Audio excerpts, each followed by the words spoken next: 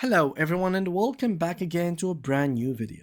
In today's tutorial guys, I will be showing you how to fix tracking not updated. This is a very bad thing, so I will show you today's video how to fix it.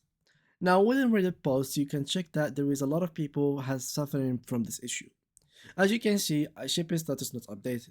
I just dropped off a pair I sold yesterday, but StockX has not updated the status of the shipping. It still shows shipped by 10/29, 2020. In UPS website, I can track the pair and it's already in the way.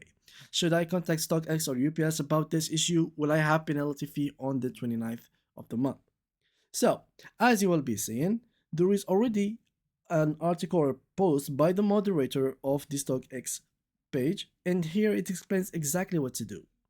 So, if you shipped your sale and StockX is still requiring to ship it, read this.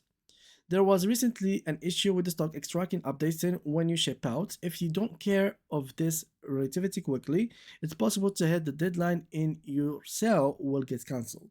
Once a sale is cancelled, there is no restarting it, and you are in a whole other issue with your items being in a transit and have to track them back down. If your app doesn't update within a couple of hours of your packets being scanned in transit on the UPS website, you must reach out to the StockX ASAP.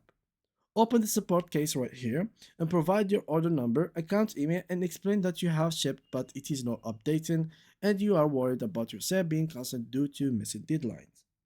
Tweet StockX, so with your support case number, it will be sent to your email within a couple minutes of opening a ticket and say that you shipped out your sale but it is not updated.